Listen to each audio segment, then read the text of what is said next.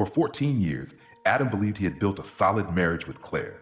They had 2 kids, a stable home, and a future that seemed unshakable, until small cracks started to show. Her frequent work trips turned from necessary obligations to something more secretive. Her phone, once carelessly left on the counter, was now always face down. Late-night showers became routine. Doubt gnawed at Adam's mind, but he told himself he was imagining things. Then, a weekend trip to Baltimore changed everything. In Claire's toiletry bag, hidden among the essentials, was a pack of condoms. But there was one problem. Adam had a vasectomy years ago. Adam never considered himself the jealous type. For 14 years, he and Claire built a life together, raising 2 kids, sharing inside jokes, and navigating the ups and downs of marriage. But lately, something felt off. It started subtly. Claire's work trips became more frequent, and while she always had business conferences before, she now seemed unusually eager to leave. When she returned, there was a shift in her energy. She was more distant, her phone glued to her hand, screen conveniently tilted away. At first, Adam dismissed it. Maybe she was just stressed. Maybe work was taking a bigger toll than usual. But the signs kept piling up. Claire started dressing differently, more effort put into her appearance, new lingerie that Adam never got to see her wear. Late-night showers became a habit, and she'd always check her phone right before bed, smiling at texts she never shared. When Adam asked about it, she laughed it off, calling him paranoid. Doubt gnawed at him, but he wanted to trust her. Until Baltimore. Claire had mentioned a weekend work conference, and Adam, fueled by a mix of curiosity and desperation, decided to surprise her. He booked a last-minute flight, imagining the relief he'd feel when he found her exactly where she said she'd be. Faithful, devoted, and just stressed from work. Maybe he could even turn it into a romantic weekend, prove to himself that he was overthinking. When he arrived at the hotel, Claire's reaction wasn't what he expected. She was shocked, sure, but then she lit up, pulling him into a hug. She seemed genuinely happy to see him, not the behavior of someone hiding a secret. They spent the evening together, rekindling the intimacy that had felt distant for months. For the first time in a while, Adam felt foolish for doubting her. Then he found the condoms, a simple toiletry bag unzipped by accident, revealing a pack of protection they hadn't used in years. His stomach dropped. Claire wasn't on birth control, and he had a vasectomy. The room felt suffocating as the realization sank in. This wasn't just paranoia. This wasn't his imagination. Claire was cheating, and now Adam was going to find out exactly with whom. Adam sat on the hotel bed, the pack of condoms still in his hand, his mind racing. His first instinct was to storm into the bathroom and confront Claire immediately, but he stopped himself. A heated argument wouldn't get him the full truth. She'd deny, gaslight, maybe even turn the situation around on him. No, if he wanted answers, if he wanted real proof, he had to play this smart. Taking a deep breath, Adam slipped the condoms back into Claire's bag as if he had never seen them. But before he did, an idea struck him, a way to expose her in the most undeniable way possible. Carefully, he used a safety pin to poke tiny holes in each condom, ensuring that if Claire tried to use them, she'd be playing a dangerous game. If she wasn't cheating, they'd remain untouched. But if she was, well, eventually, the consequences would catch up to her. He needed time to think, time to process without tipping her off. That's when he called his friend Rob. The plan was simple. Rob would call in an emergency, forcing Adam to leave the hotel room abruptly. That way, he wouldn't have to spend the night pretending everything was fine while his mind spun with questions. As expected, Rob came through. Right before dinner, Adam's phone rang. "Dude, I need your help," Rob said, sticking to the script. Adam made sure Claire overheard and sighed heavily, acting reluctant. "I'm sorry, babe," he told her. "It's Rob. He's in trouble. I'll be back as soon as I can." Claire's reaction was eerily smooth. No panic, no guilt, just a simple, "Oh no, is he okay? Let me know if you need to stay longer." That was the first red flag. If Adam had suddenly left her stranded in another city, shouldn't she be upset? Instead, she seemed relieved. As he walked out of the restaurant, his heart pounded. The pieces were starting to fall into place, but he needed to see more. Later that evening, he returned to the hotel, expecting Claire to act suspicious, maybe distant, maybe nervous. Instead, she was the picture of normal. She curled up beside him in bed, kissed him goodnight, and told him she loved him. It was almost too perfect. But then came the second red flag. The next morning, as they packed to leave, a man approached them in the hotel lobby. Tall, confident, and far too familiar. "Claire," he said warmly, as if greeting an old friend. Claire stiffened for a fraction of a second before forcing a smile. "Oh, hey, Tom." Tom Bradley. Adam had heard that name before. Her boss. The one she always seemed to travel with. Adam watched closely. Every interaction, every glance exchanged. It was subtle, but something was there. A lingering look. A shared history behind their smiles. As they left, Adam made up his mind. It wasn't enough to suspect. He needed proof. And if Claire wasn't going to give him the truth willingly, he'd find someone who would. The next step? Finding out exactly who Tom Bradley really was. Adam couldn't shake the interaction with Tom Bradley. It was too familiar, too comfortable. The way Claire tensed when she saw him, just for a moment, before slipping into a forced smile. It was the same way she smiled at Adam whenever she reassured him that nothing was wrong. Back home, Adam did his research. Tom was married. His wife's name was Janet Bradley, and she wasn't just some oblivious spouse. In fact, she had already suspected her husband of cheating. Finding Janet wasn't difficult. Social media made that easy. But reaching out, that was the hard part. How do you message a stranger to say, "Hey, I think my wife and your husband are sleeping together"? He didn't have to wait long for an opportunity. A few days later, Claire mentioned a company picnic. Adam insisted on coming along, making it seem like he just wanted to be supportive. In reality, he was hoping, no, counting on Janet being there too. And there she was, a woman in her mid-40s, elegant but tired-looking, watching Tom like a hawk. She wasn't mingling, wasn't laughing with the other spouses, just standing there, studying her husband. Adam made his move. "Hey, Janet, right?" he said, pretending to be casual. She blinked, clearly surprised. "I'm Adam, Claire's husband." Her expression hardened immediately. "Oh, Adam." A beat of silence. Then she sighed, almost like she had been expecting this. "You want to talk, don't you?" He nodded. They met later that evening at her house. It was clear from the moment Adam walked in, Janet was done playing the clueless wife. She wasn't just suspicious, she had proof. "I hired a private investigator," she admitted, pouring them both a glass of wine. "I had a feeling for a while, but I needed to be sure." She led Adam to a home office where a laptop sat open. The screen was filled with folders, timestamps, photos, even audio recordings. And then came the final blow, a live stream surveillance feed. Adam's stomach clenched as he watched the screen. The video was grainy but clear enough, a cheap motel, a dimly lit room. And then the door opened. Claire walked in first, then Tom followed. They kissed. Adam gripped the edge of the desk, his knuckles white. He had suspected. He had known. But seeing it?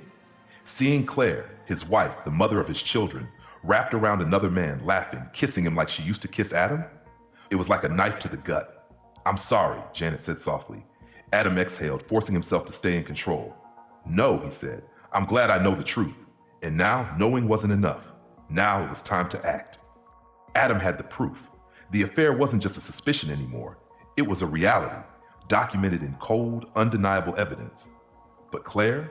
She carried on like nothing was wrong, coming home with the same tired smiles, kissing him goodnight, playing the role of a devoted wife.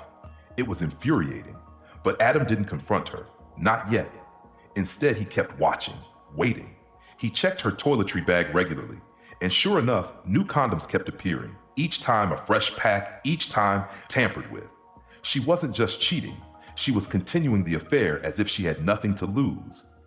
Then she blindsided him. "I need to visit Nancy for a few days," Claire announced one evening over dinner. "I just need some time to clear my mind." Adam studied her carefully. Claire never voluntarily visited her sister. And now, right after her latest trip with Tom, she suddenly needed a break? It didn't add up. He checked her phone that night while she slept, something he never thought he'd do. Her messages were mostly deleted, but one thread remained. A conversation with Nancy, confirming her trip. But buried beneath the usual sisterly chat, there was something else. A name, a clinic, a scheduled appointment. Claire wasn't going to visit Nancy. She was getting an abortion. Adam's mind reeled. This wasn't just about cheating anymore. The condoms he had tampered with, the ones Tom had obviously used, had done their job. Claire was pregnant. And now she was planning to erase the evidence before anyone could find out. Adam's blood turned ice cold. He had two choices. He could let her go, let her handle it on her own, or he could throw her entire plan into chaos. He chose chaos. The morning of her trip, Adam played the part of the loving husband. "I feel bad that we haven't been spending enough time together," he told her. "Let me come with you. I think it'll be good for us." Claire hesitated. "I don't think that's a good idea." "Why not?" Adam pressed. "I love Nancy. She'd love to see me too, right?" Claire faltered. He could see the gears turning in her head, scrambling for an excuse. Finally, she forced a smile. "Okay, sure. Let's go together." She had no choice now. The trip was a disaster for her from the start. Adam made sure of it. He took unnecessary detours, accidentally booked a later flight, delayed their arrival until her appointment window had passed. Claire grew increasingly frustrated, checking her phone, biting her lip, but she couldn't say a word without giving herself away. By the time they arrived at Nancy's, Claire was on edge. Adam, on the other hand, played dumb. That night, Claire excused herself to make a private phone call. Adam didn't need to hear the conversation to know what was happening. She was rescheduling, but it didn't matter. The damage was done. Her carefully crafted timeline was ruined. The next morning, while Claire was still asleep, Adam packed his bags, left a note on the nightstand, and caught the first flight home. It was time to end this for good. When Claire finally returned home, she was exhausted, moody, clearly annoyed. She probably expected Adam to be waiting with open arms, none the wiser. Instead, she walked in to find him sitting calmly at the kitchen table, a stack of papers in front of him. "What's this?" she asked. "Divorce papers," Adam said simply. Claire blinked. Then she laughed. "You have no grounds for divorce," she scoffed, arms crossed. "You're overreacting." Adam said nothing. Instead, he slid a manila envelope across the table. Claire hesitated. Then she opened it. Inside were the surveillance photos. Her and Tom at the motel. The evidence from Janet's investigator. The timestamps, the conversations, the audio recordings. Claire's face drained of color. Adam cut her off. He wasn't done. With deliberate slowness, he placed a small safety pin on the table in front of her. Claire's confusion turned to horror. "You thought you were getting away with it," Native Adam said coolly. "But you never even realized every single condom you used with him was tampered with." Her lips parted, eyes flicking back to the photos, then to the safety pin, then back to Adam. "You," she started, but no words came. Then, rage replaced the shock. She slammed the papers down. "You sneaky pervert," she spat, shaking with anger. "You think you're clever, don't you?" Adam stood up, unbothered. "I don't think I'm anything," he said. "But I do know this. You're done. Pack your things. You don't live here anymore." He walked away as Claire sat there, seething, helpless, knowing she had lost. And for the first time in months, Adam felt like he could finally breathe. The storm had passed. Claire was out of Adam's life, and for the first time in years, he felt truly free. But while Adam was busy rebuilding, Claire and Tom were facing the full force of karma. Claire fought the divorce at first. She screamed, threatened, even tried to manipulate Adam into staying. But the evidence was overwhelming. Her affair wasn't just an accusation, it was documented, undeniable. The court saw it, the lawyers saw it, and in the end, Claire had no choice but to sign the papers. She walked away with nothing. Adam had been smart. Thanks to the prenup they signed years ago, Claire had no claim to his assets. She didn't get the house, didn't get the car, and had to settle for a fraction of what she expected. To make matters worse, the truth about her affair leaked. Word spread fast, through mutual friends, through whispers at work. People who once respected her now looked at her with pity or disgust. And just when she thought things couldn't get worse, her job caught wind of the scandal. Workplace affairs were frowned upon, but an affair with a superior? That was enough for HR to step in. Claire and Tom were both terminated, effective immediately. No job, no husband, no reputation. Desperate, she clung to Tom, the man she had risked everything for. He was her only option now.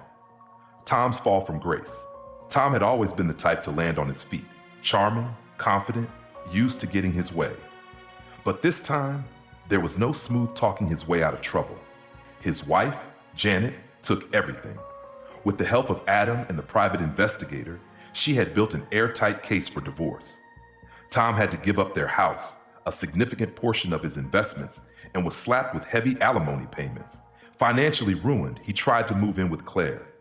At first, they stuck together, clinging to the wreckage of their broken lives. But without the thrill of sneaking around, their relationship crumbled. Arguments turned into screaming matches. Regret seeped in. And then one day, Tom was gone. No note, no goodbye, just vanished. Claire called, texted, searched for him. Nothing. He had taken what little money he had left and disappeared. Karma's final blow. Tom's disappearance wasn't the end of his misfortune. A few months later, Adam heard the news. Tom had been mugged in a seedy part of town. What started as a robbery escalated into a brutal beating, leaving him hospitalized. The cherry on top? The injuries were severe enough that Tom lost a testicle. The once powerful executive was now a broke, humiliated, one-balled man with no job, no wife, and no future. Claire's rock bottom. With Tom gone and nowhere else to turn, Claire moved in with her sister, Nancy. But even that was short-lived. Nancy was dealing with her own divorce and had no patience for Claire's self-pity. Their once close bond eroded under the weight of Claire's mistakes. Eventually, Nancy kicked her out, and just like that, Claire, the woman who once had everything, was left nothing. Adam's second chance at happiness. While Claire and Tom's lives crumbled, Adams took a different path. At first, he focused solely on his kids, ensuring they had stability despite the chaos. But as the months passed, his bond with Janet grew stronger. They had started as allies, united by betrayal, but somewhere along the way, something deeper had formed. Janet was different from Claire. She was kind, patient, and most importantly, she valued honesty. What started as long conversations about their shared pain turned into dinners, laughter, stolen glances. And then one night, Adam kissed her. It wasn't rushed, wasn't a rebound. It was real. The kids loved her.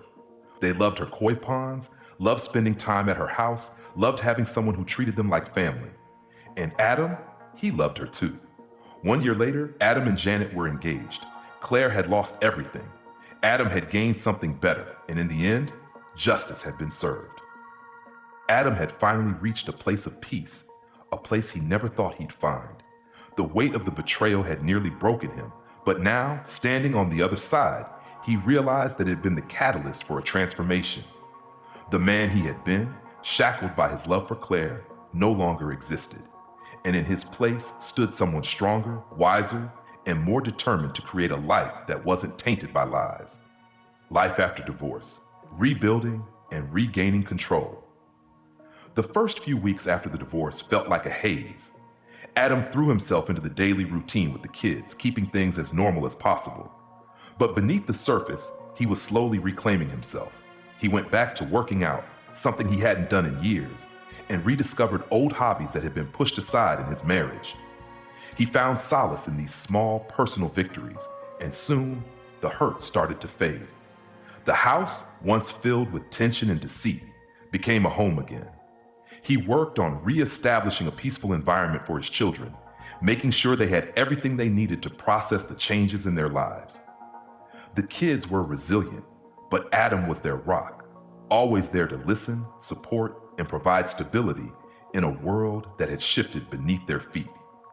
As much as Adam focused on his kids, he couldn't ignore the growing connection he had with Janet. She had been his ally, his support during the darkest time of his life. And in her, he found not just a friend, but a true partner. The unexpected love. At first, Adam hadn't even considered the possibility of romance. He was too focused on the fallout of his marriage, too consumed with the idea of getting his life back on track. But Janet was there, steady, grounded, and patient. She understood pain, having endured her own betrayal at the hands of Tom, and now she was offering Adam something he hadn't thought he deserved: understanding and love. Their bond deepened in unexpected ways. Janet, who had spent so much of her life trying to fix Tom's flaws, finally realized she wasn't a fixer. She was deserving of love that was pure, honest, and reciprocal. And Adam? He saw in Janet the things he had lost with Claire: trust, loyalty, and emotional security. They shared quiet evenings together, simple joys, dinners in, walks around the neighborhood, and evenings spent watching movies with the kids. It was the kind of life Adam had always dreamed of, but one that had been impossible with Claire. With Janet, he could finally exhale, knowing he wasn't living a lie. And in time, they both realized that what had started as a painful journey toward justice had blossomed into something beautiful. Adam's scars were healing, and Janet's walls were slowly coming down. They were building a life together, one brick at a time, one shared moment of joy at a time. Blending families, a journey of growth. One of the biggest challenges Adam and Janet faced was blending their families. Janet's kids had their own baggage, resentment toward Tom, distrust in relationships, and confusion over the new dynamics in their lives. But Adam and Janet worked hard to create a sense of stability and unity. They didn't rush the process. The kids started spending more time together, playing games, having sleepovers, and slowly forging their own bonds. Adam's children, in particular, became close to Janet's kids, and soon they were inseparable. They dubbed her the Koi Lady because of the fish pond she kept in her garden, and it became a source of joy for the kids to feed the koi together, creating memories of their own. Janet, once wary of being a mother figure, found herself embracing the role. She was patient and nurturing, allowing the kids to come to her in their own time. Adam was grateful for how smoothly things had started to come together. He had never expected his second chance at happiness to come with such ease, but life with Janet felt natural, and for the first time in years, he felt truly at peace. He was not just surviving, but thriving. A proposal in the promise of forever. As the months passed, Adam found himself reflecting on how far he had come. He had once been a man broken by betrayal, but now he was someone who had built something new from the ashes of his old life. Janet had helped him heal in ways he didn't know were possible, and she had become the family he never thought he deserved. One evening, after a peaceful family dinner, Adam took Janet's hand and led her outside. The garden was quiet, the air crisp, and the koi fish glided gracefully through the pond. It was here, in this serene moment, that Adam realized there was no one else he wanted to spend his life with. "I've been given a second chance at life," he said softly, his eyes locking with hers. "And I don't want to spend it with anyone else but you. Will you marry me?" Tears welled up in Janet's eyes as she nodded, unable to speak. In that moment, everything fell into place. The pain, the heartache, and the struggle, it had all led her here, to this new chapter, one where she could finally embrace love without fear. Adam and Janet's engagement wasn't just a celebration of their love, but a victory over the lies that had once bound them. It was a testament to the resilience of the human spirit and a reminder that, even in the face of betrayal, there could be joy and hope. A new family, a new beginning. As Adam and Janet prepared for their wedding, their lives had finally found the stability they had both been searching for. Their kids were thriving, their families blending beautifully, and the bond between Adam and Janet had become unbreakable. Adam had found a love that was based on truth, respect, and a shared history of overcoming pain. And together, they would continue building a future, one that was full of love, laughter, and endless possibilities. Their wedding day arrived, a celebration of not just their love, but the new life they had created together. It was everything Adam had hoped for and more. And as he looked around at the people who had supported him through it all, his children, Janet's kids, and the friends who had stood by him, he knew that he had found a family, one that had been built from the ground up, piece by piece, with love at its core. In the end, Adam had learned that sometimes the worst pain could lead to the greatest reward.